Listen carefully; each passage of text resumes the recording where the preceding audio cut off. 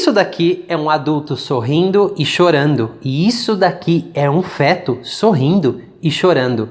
Olá, eu sou o Manuel Augusto, eu sou especialista em psicologia pré e perinatal e nesse vídeo eu vou contar para você o que um feto sorrindo e chorando tem a ver com as emoções e comportamentos que você tem na vida adulta. Mas antes eu quero te fazer um convite muito especial. Eu quero te convidar a fazer uma viagem alucinante, uma viagem que você já conhece, uma viagem que você já fez antes mesmo de chegar na vida. Vamos lá?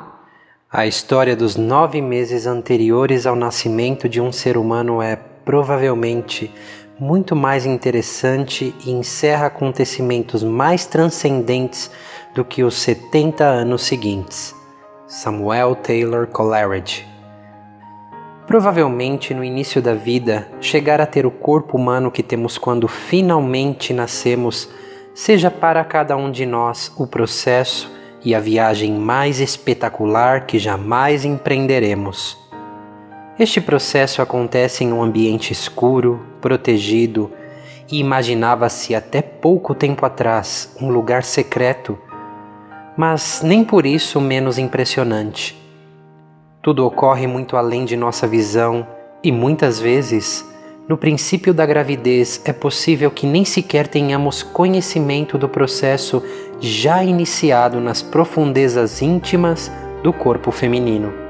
Esta etapa inicial de nossa existência tem sido envolta em mistério, rodeada das mais extravagantes especulações até as poucas décadas passadas quando, com a descoberta de diversas tecnologias aplicadas à obstetrícia, como por exemplo a utilização do ultrassom, a fotografia intrauterina, hoje podemos pela primeira vez na história da humanidade ver, auscultar e observar diretamente o que acontece dentro desse espaço, até agora velado e estritamente privado, o útero materno. Desde o cientista sueco Lennart Nilsson, um dos precursores da fotografia médica, foi ele a primeira pessoa que fotografou a gestação dentro do útero e os diferentes estágios da reprodução humana em 1965. Imagens de beleza extraordinária foram tomadas desde o instante em que o espermatozoide penetra o óvulo até o momento em que o embrião implanta no útero, bem como o feto em diversas fases do processo da gestação, muito além da compreensão até aquela época vivida. Então vamos juntos numa viagem de descoberta sobre a vida antes da vida, o período pré-natal.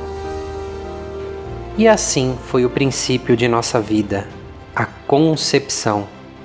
O encontro entre o óvulo e o espermatozoide. Todos nós sabemos que existimos graças ao encontro sexual entre nossos pais. Depois de um período de excitação, o homem expulsa uma certa quantidade de sêmen no trato vaginal da mulher.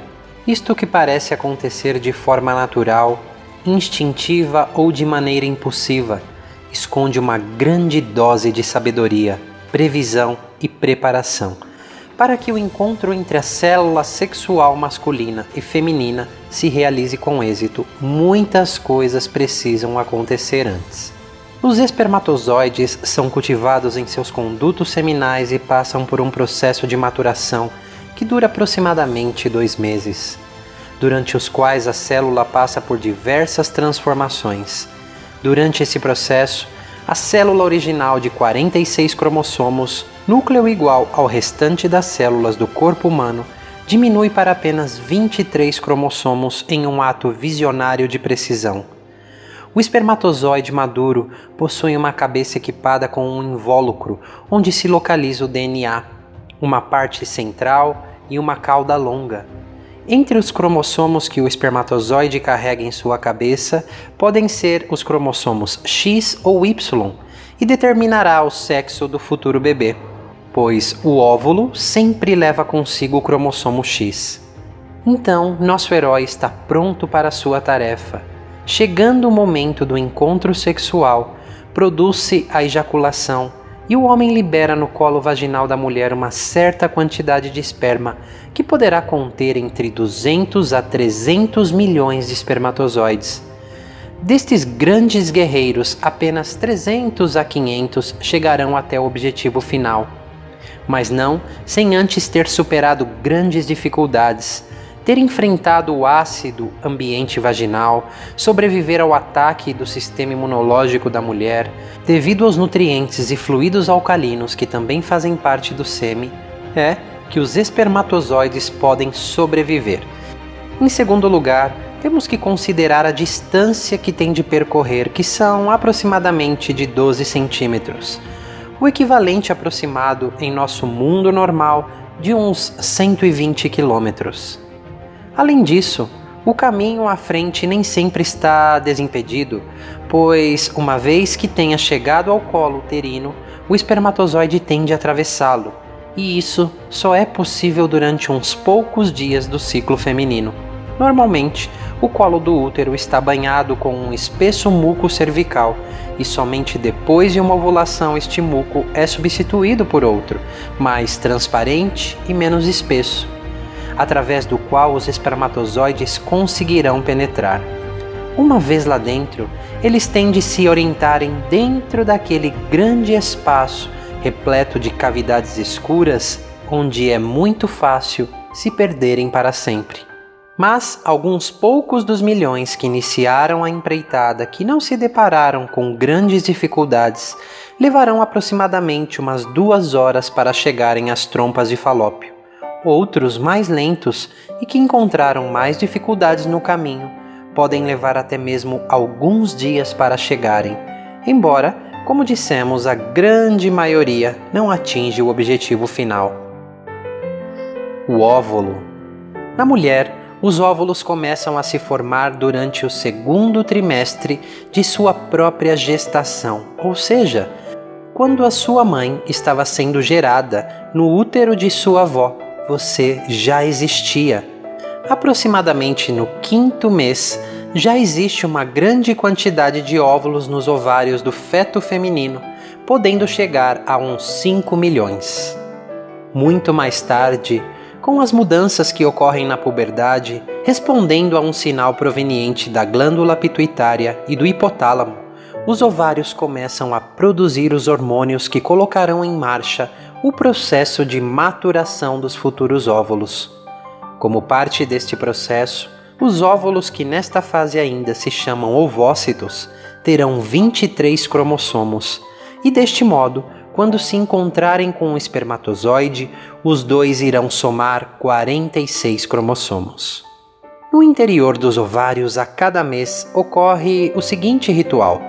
Um grupo de células nutridoras passa a cuidar e alimentar o óvulo, cercando-o e formando o que se chama de folículo. Dentro dele, o óvulo em processo de maturação recebe uma dieta rica em hormônios que o transformarão, ao cabo de 2 semanas, em um óvulo maduro. Chegado o momento, o folículo aflora para a superfície do ovário, originando uma protuberância que, em seu devido momento, romperá a parede do ovário. Assim, o óvulo, envolto em seu manto de células protetoras, se liberta. As trompas de Falópio estão de prontidão para apanhar os óvulos liberados. Diferentemente do espermatozoide, o óvulo é uma célula que não possui mobilidade própria e, outra vez também diferente, utiliza outra ajuda, pois as trompas, que estão equipadas com cílios em movimentos constantes, empurram o óvulo para o útero. De modo geral, uma mulher saudável e em idade de conceber libera um óvulo a cada mês em um de seus ovários, embora, excepcionalmente, possam ser liberados 2 ou 3, dando lugar a gêmeos fraternos ou trigêmeos fraternos ou dizigóticos. O encontro. Estamos próximos ao momento para o qual nossos protagonistas foram criados e minuciosamente preparados. Logo que o óvulo tenha sido expelido do ovário, inicia sua lenta descida para o útero pelas trompas de Falópio. Se tiver sorte, pode ser que se encontre com os espermatozoides que estão subindo ou já tenham subido pelas trompas de Falópio. Ainda que apenas um espermatozoide possa penetrar o óvulo, todos os outros que chegam também são necessários, pois as enzimas que carregam na cabeça irão agir na capa das células que recobrem o óvulo a fim de que ela vá paulatinamente desaparecendo, fazendo com que a sua superfície esteja finalmente exposta. Uma vez que o caminho esteja aberto, os espermatozoides sobreviventes tentarão penetrar no óvulo. Quando um deles o consegue, sua cauda se desprende e a cabeça emerge na célula feminina, produzindo-se uma forte reação química que bloqueia o caminho dos demais, pois a penetração de um outro com a sua própria carga de cromossomos tornaria o óvulo inviável. Dentro do óvulo, as membranas dos núcleos se fundem, mas ainda irá demorar algumas horas, até umas 12 horas, para que as hélices do DNA dos núcleos se aproximem, façam contato e finalmente se emparelhem.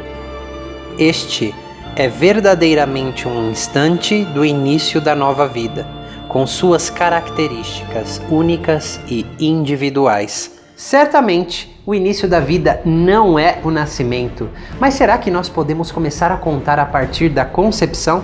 Para a maioria dos especialistas em psicologia pré e perinatal, o início da vida começa alguns meses antes da sua concepção. E hoje nós temos evidências sólidas que mostram que o ambiente, meses antes da concepção, já está influenciando esse novo ser que vai chegar à vida. Não haverá período na vida em que nós iremos nos desenvolver tanto quanto foi no útero materno. Aqueles 9 meses realmente carregam um período de desenvolvimento muito intenso e as experiências passadas ali deixam marcas profundas em nossas vidas, que vão influenciar os nossos comportamentos, emoções, decisões, como nós iremos interagir com outras pessoas e em diversas situações. Hoje em dia, através de muitos exames modernos e da ciência que avançou bastante, nós sabemos que um feto sente emoções dentro do útero. Realmente as experiências internas que a mãe passa, que o próprio feto passa lá dentro, e as experiências externas estão influenciando não só comportamentalmente,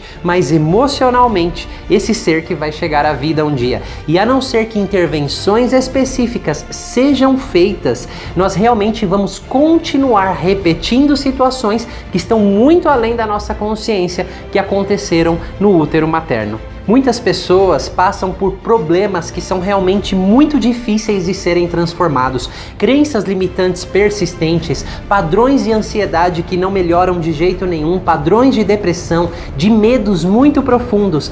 Muitas dessas questões advêm do período intrauterino. E se você quiser saber mais como transformar tudo isso, como poder acessar esse material através de regressões e outros métodos, eu te convido a participar do curso gratuito Explorando a Psicologia Pré e Perinatal. Eu vou te trazer nesse curso informações de altíssimo valor. Eu vou falar sobre os principais choques e traumas que podem acontecer no período intrauterino e como isso está impactando a sua vida adulta hoje. E é claro, eu vou te ajudar também a descobrir caminhos, percepções que você pode ter para começar a solucionar tudo isso. Mas eu preciso te dizer que esse curso vai ficar disponível de forma gratuita por tempo limitado, tá bom? Então corre e se inscreve agora mesmo. Nessa página você vai encontrar um link ou um botão, basta você clicar aí, preencher os dados e você vai receber lá no seu e-mail o acesso a todas essas aulas de forma gratuita, tá joia?